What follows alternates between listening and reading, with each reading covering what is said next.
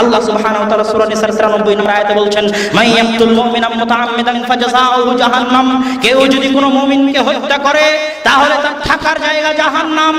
এতটুকু বলাই যথেষ্ট ছিল আল্লাহর জন্য যে কেউ যদি কোনো মুমিনকে হত্যা করে তার থাকার জায়গা জাহান্নাম, কারো থাকার জায়গা জাহান্নাম হওয়াই যথেষ্ট ছিল।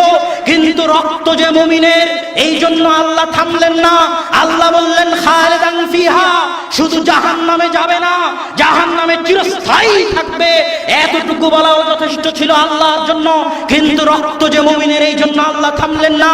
আল্লাহ বললেন গাযিবাল্লাহু আলাইহি, আল্লাহ তার উপর রাগান্বিত। কারো উপর আল্লাহর রাগান্বিত হওয়াটাই যথেষ্ট ছিল। কিন্তু রক্ত যে মুমিনের, এই জন্য আল্লাহ থামলেন না। আল্লাহ বললেন লানাহু, আল্লাহর অভিশাপ তার উপর বর্ষিত হোক। কারো উপর আল্লাহর অভিশাপ বর্ষিত হওয়া যথেষ্ট ছিল। কিন্তু রক্ত যে মুমিনের, এই জন্য আল্লাহ থামলেন না। আল্লাহ বললেন ওয়া'আদাল্লাহু লাহু আযাবান আযীমা, আল্লাহ তার জন্য কঠিন ও ভয়াবহ শাস্তি প্রস্তুত করে রেখেছেন শুধু একজন মুমিনকে হত্যা করার জন্য। আল্লাহ এতগুলো বিষয় বললেন। এক, জাহান্নামে যাবে।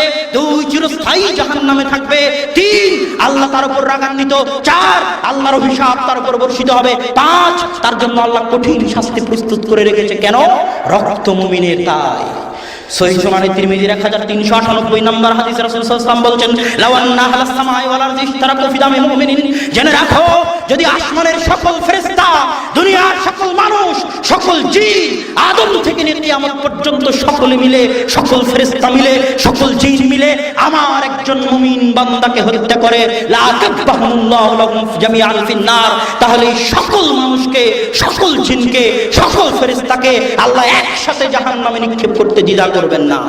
রক্ত মুমিনের। তাই আর এক হাদিসে রাসূল সাল্লাল্লাহু আলাইহি ওয়াসাল্লাম বলছেন, লা যাওয়ালুদ দুনিয়া আও লাহাদামুল কাবা আহওয়ানু ইনদাল্লাহি মিন দামি মুমিনিন, আল্লাহ সুবহানাহু ওয়া তাআলার নিকটে কাবা ঘরের চাইতেও, সারা দুনিয়ার চাইতেও একজন মুমিনের দাম বেশি।